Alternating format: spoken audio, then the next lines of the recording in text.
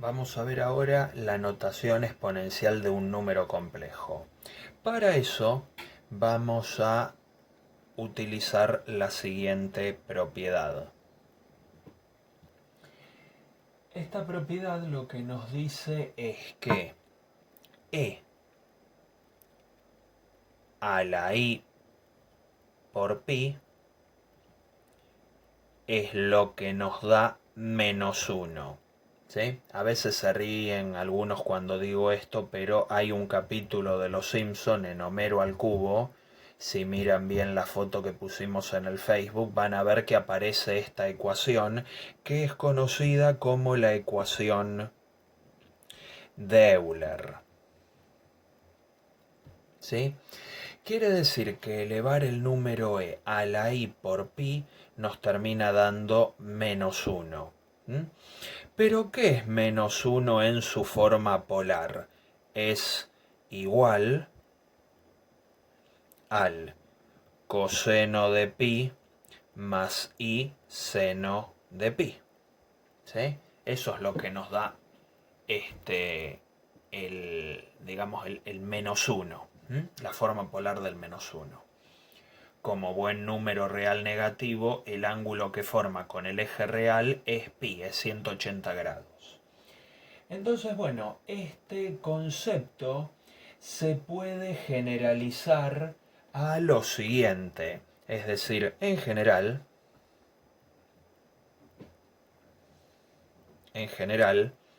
e a la i alfa es igual al coseno de alfa más i seno de alfa. ¿Sí? Esto vale para cualquier alfa número real. No necesariamente tiene que ser un argumento principal de un número complejo. Esto vale siempre. Bueno, se puede probar utilizando el concepto de series de Taylor que cualquier número complejo z, sabiendo que esto es cierto, se puede escribir como módulo de z por e a la i argumento de z, porque justamente lo que nosotros tenemos es que en su forma polar z se escribe como módulo de z por coseno del argumento de z, perdón, pasa que suelo llamarlo tita, más y seno del mismo argumento. ¿Sí? Bueno, lo que tenemos acá a la derecha ya lo conocíamos, era la forma polar. Lo que tenemos a la izquierda es la forma exponencial.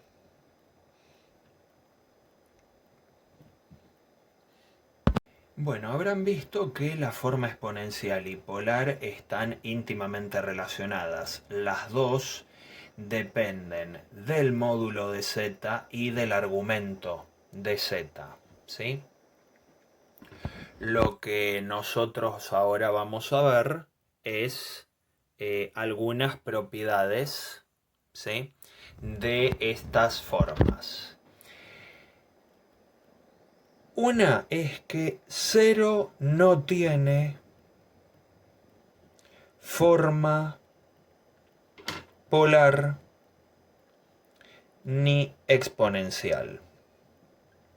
Bueno, ya sabemos desde las anteriores cursadas de matemática que no había ningún número real tal que e a la s número me devolviera el valor 0. ¿Sí? Bueno, esto se extiende a los números complejos. Además, hay otro detalle. El 0 no tiene argumento. ¿Sí? Si uno mira la ubicación del 0 en el plano complejo, voy a hacer uno pequeño porque para lo que voy a decir no hace falta ahondar demasiado. Nosotros decíamos que el argumento era el ángulo que formaba la recta que pasaba por el 0 y por el número complejo con el eje real.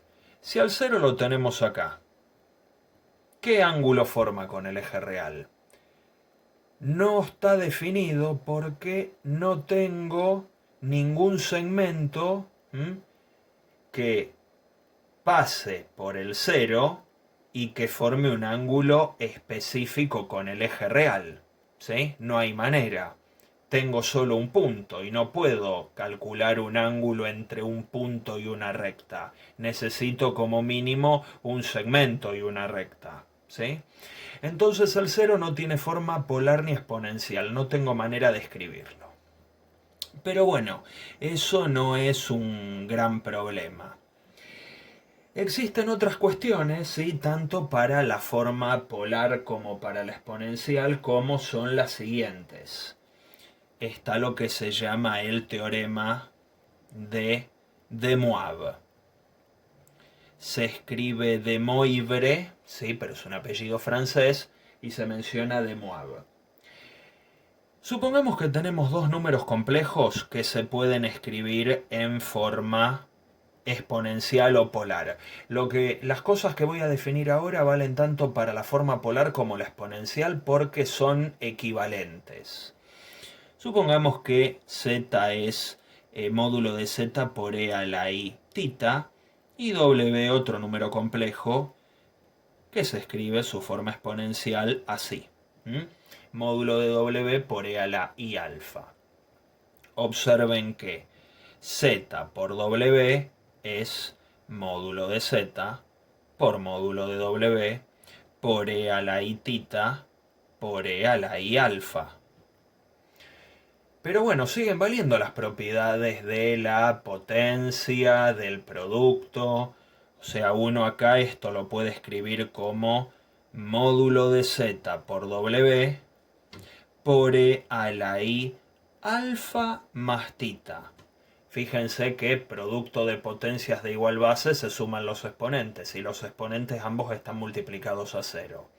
Quiere decir que en este caso, en el producto de complejos se multiplican los módulos y se suman los argumentos.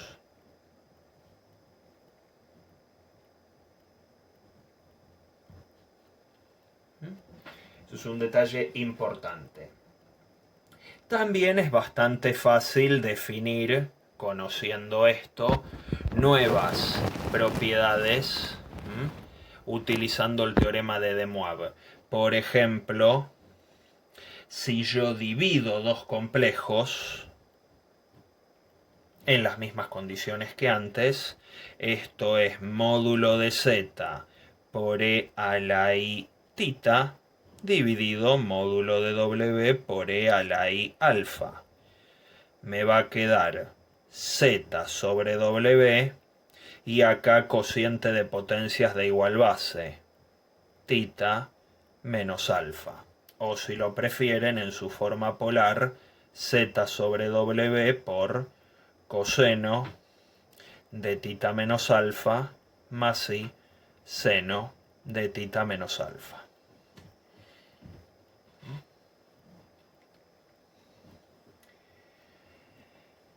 Bueno, algunas propiedades más. 4.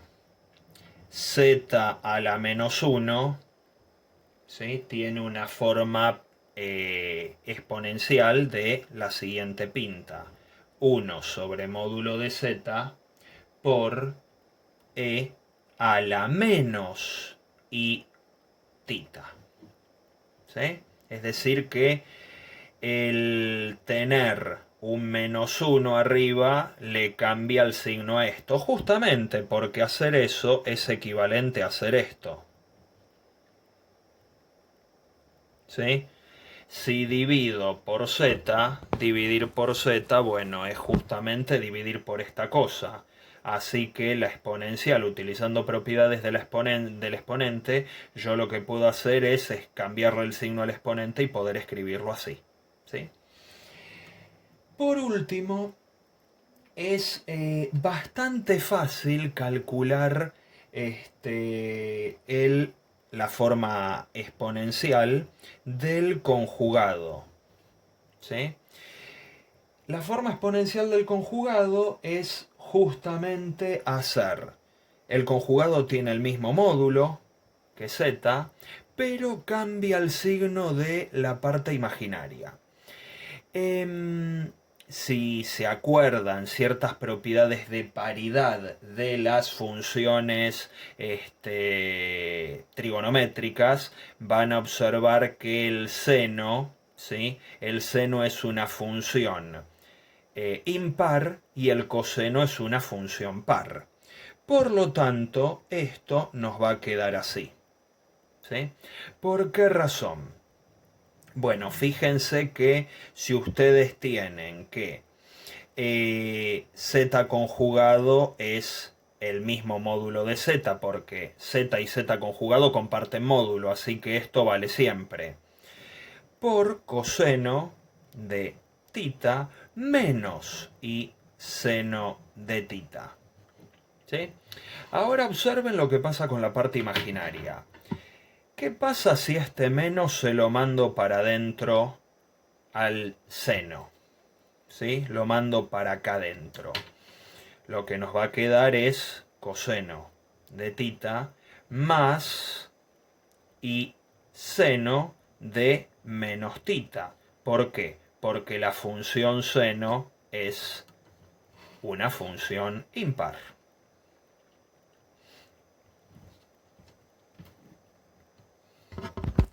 ¿Sí? Ahí se ve un poco mejor.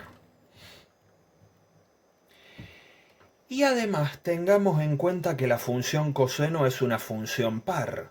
¿Qué quería decir que era una función par? Bueno, que el coseno de tita es igual al coseno de menos tita. La función coseno ignora los signos. Es por esta razón que poniéndole menos al argumento de z se obtiene la expresión polar o exponencial del conjugado de z. ¿Sí? Ahora vamos a ver una de las propiedades más interesantes de la notación polar y exponencial, que tiene que ver con los cálculos de potencias y raíces. Entonces, potencias y raíces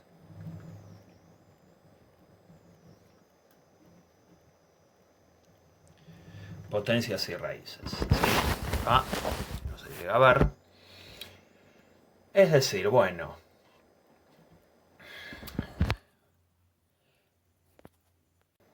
está que se había salido de foco.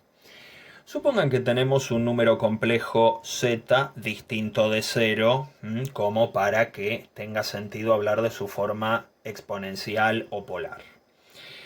Entonces, z a la n, con n un número natural, cualquiera, incluso esto se puede extender a números enteros, ¿sí? O naturales negativos.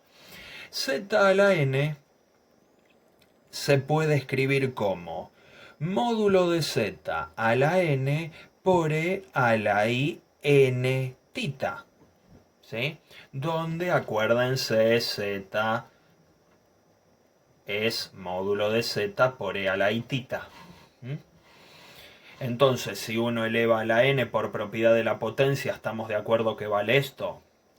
Y de acá se deduce que la forma polar va a ser coseno de n tita más i seno de n tita, todo esto multiplicando al módulo de z a la n. ¿Sí? Bueno, veamos un ejemplo práctico. Vamos a calcular la potencia octava del número 1 más i. Claramente me voy a basar en su forma exponencial o polar, a esta altura me da lo mismo.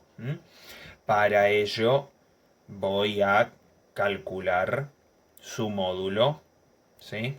Supongamos que acá llamo z1 más i, entonces el módulo de z claramente es raíz de 2, ¿sí?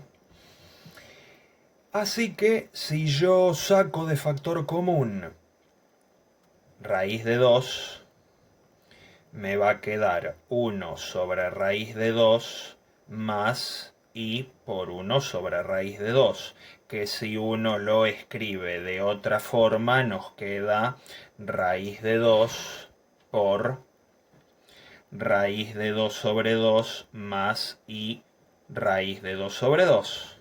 ¿Sí? Bueno, fíjense que acá el seno y el coseno valen lo mismo. No hay muchos lugares donde seno y coseno valgan lo mismo. ¿Sí? Yo lo que puedo hacer es, nuevamente, valiéndome de la calculadora y quizás de algún gráfico, ¿sí? Los gráficos siempre ayudan bastante. Observen que si yo grafico la función seno, me va a dar algo más o menos así. Y lo que me va a interesar es ver qué ocurre en el primer cuadrante, porque si miran bien, 1 más i es un número complejo que se ubica en el primer cuadrante. La parte real y la parte imaginaria son ambas positivas. Entonces lo que me va a interesar es ver en el primer cuadrante donde el seno y el coseno valen lo mismo. Si uno grafica ambas funciones,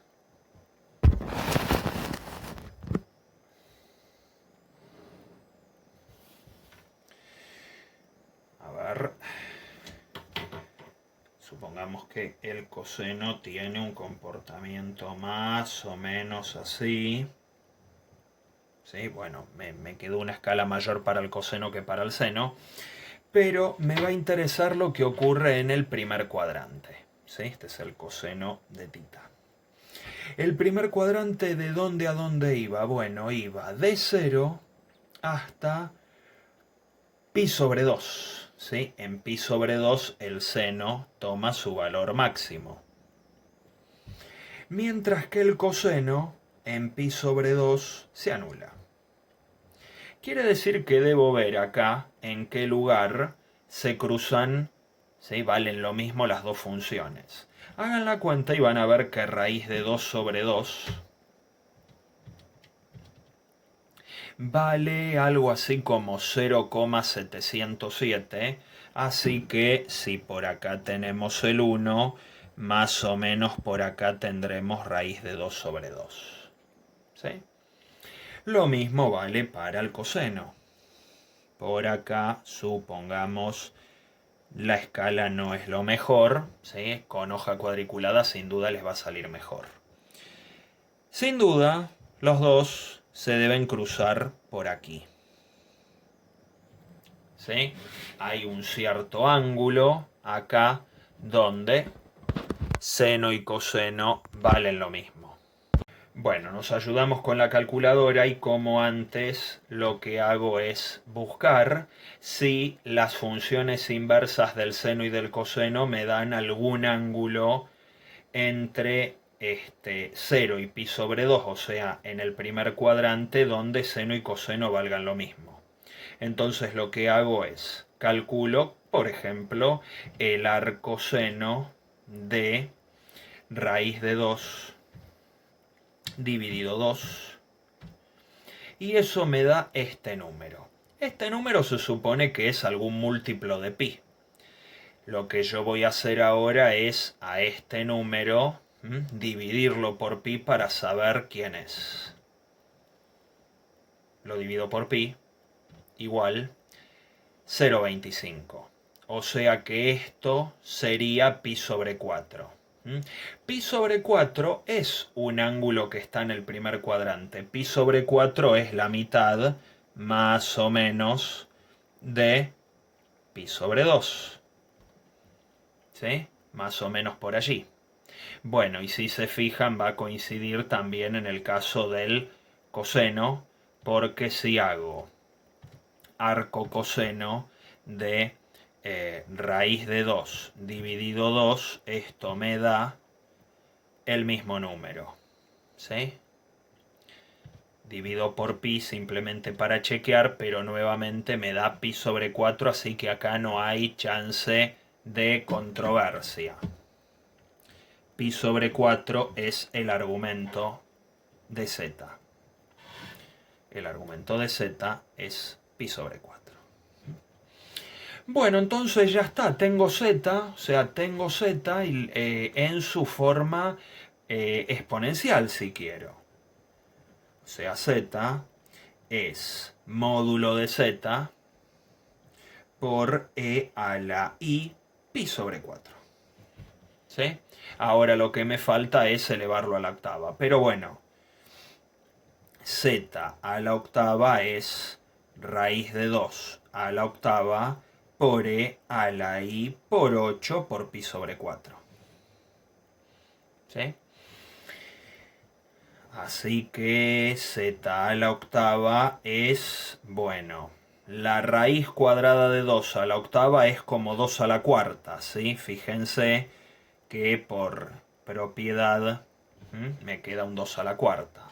Y acá tengo e a la i 8 dividido 4, 2. Bueno, ¿quién es e a la i 2pi? Por lo que vimos antes, por la propiedad de Euler, tenemos que esto es coseno de 2pi más i seno de 2pi. La función seno se anula en 2pi, o sea que nos va a quedar un número real. El coseno de 2pi vale 1.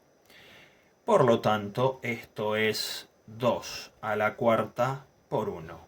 Quiere decir que, en conclusión, z a la 8 vale tanto así como 16.